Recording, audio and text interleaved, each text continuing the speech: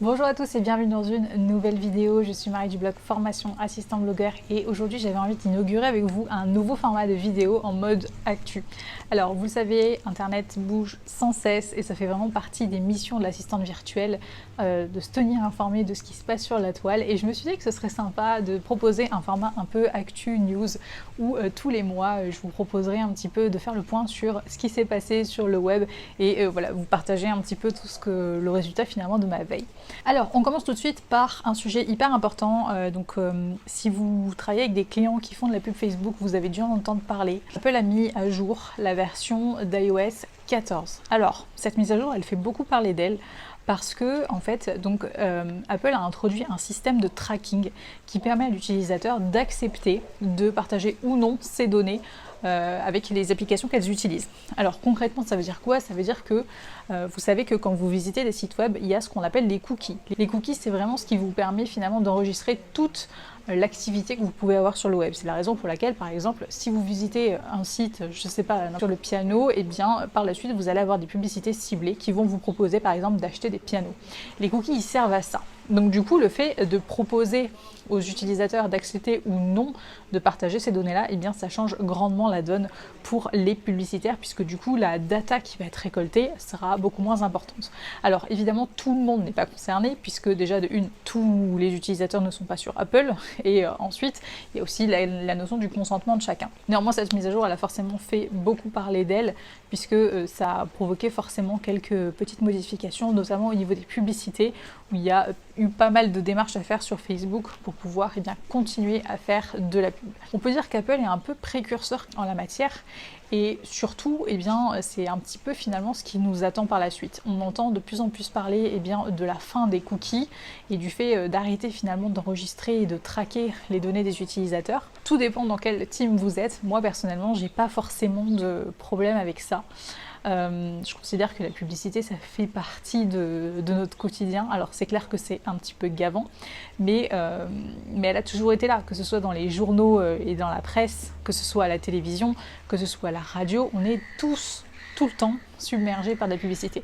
Donc quitte à choisir, moi je préfère qu'il y ait de la pub qui soit ciblée en fonction de ce que j'aime, plutôt que d'avoir des pubs sur les trucs qui ne m'intéressent pas. Ça, c'est encore un autre sujet. Néanmoins, le fait qu'Apple lance cette démarche-là, eh bien ça ouvre la porte derrière, et je pense qu'on va clairement vers une époque avec la fin des cookies. Donc soyez bien vigilants par rapport à ça, et en matière de RGPD, donc de règlement de protection des données, il va y avoir aussi quelques modifications à faire.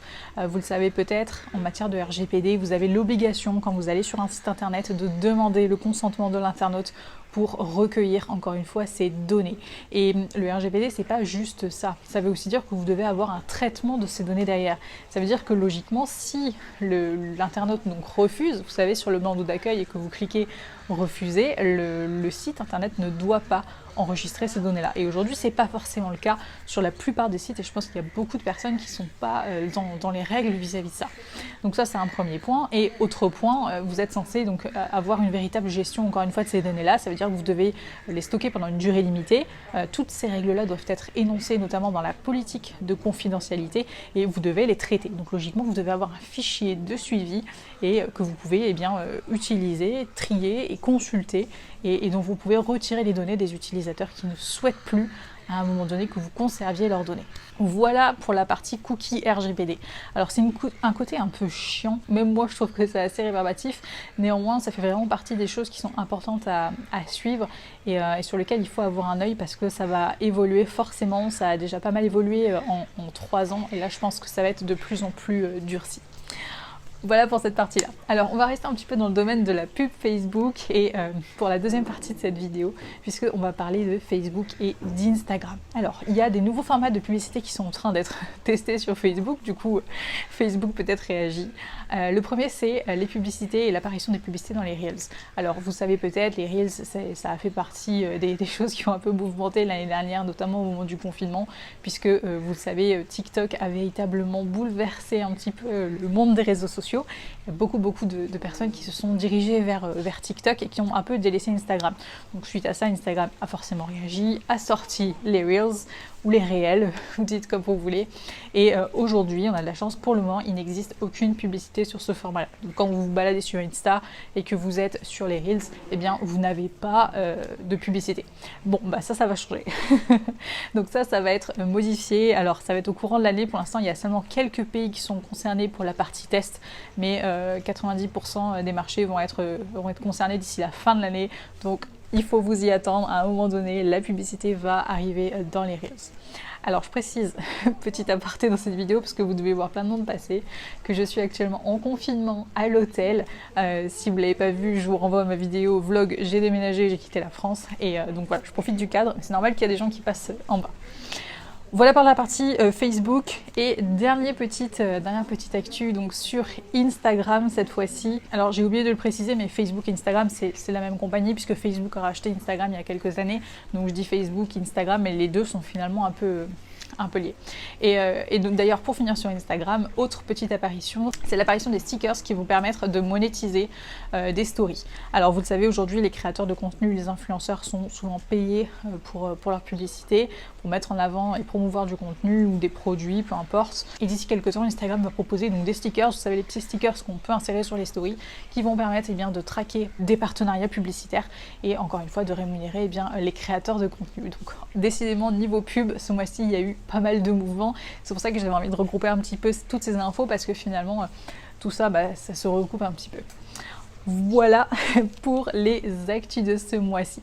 Alors je finis cette vidéo en vous parlant d'un petit outil. Alors je pensais faire un tuto à ce sujet, mais il y a tellement de données personnelles sur l'outil en question que je voulais vous présenter que je ne pouvais pas le montrer en vidéo. Cet outil s'appelle Bonjoro. Alors c'est un outil qui est super pratique et qui va être génial à utiliser pour vos clients s'ils veulent créer du lien avec leurs clients. Alors Bonjoro, en gros, c'est un petit logiciel, enfin une petite application que vous pouvez utiliser donc sur l'ordinateur, qui est gratuite dans une certaine limite et qui va vous permettre d'enregistrer des messages personnalisés. Donc je vous donne un exemple. À chaque fois qu'il y a un membre qui s'inscrit dans Formation Assistant Blogueur, eh bien Bonjoro m'envoie une petite notification sur ma boîte email, et en fait j'ai juste à cliquer et je peux enregistrer un message vidéo personnalisé, donc exactement comme je suis en train de le faire là, avec mon smartphone ou mon ordinateur. J'enregistre ce message et je l'envoie directement à la personne. Donc généralement c'est un petit message simplement pour remercier la personne d'avoir rejoint le programme, pour lui souhaiter la bienvenue. Si elle m'a posé des questions ou s'il y a des choses qui étaient entre guillemets en suspens ou une petite actu voilà, sur laquelle j'ai pas encore communiqué, eh bien c'est l'occasion de lui dire. C'est vraiment un moyen personnalisé d'accueillir les nouveaux membres et voilà, de marquer le coup, de montrer que c'est pas une personne supplémentaire juste qui a acheté le programme, mais un vrai client, et qu'on a vraiment à cœur de faire de son expérience qu'elle soit la meilleure possible.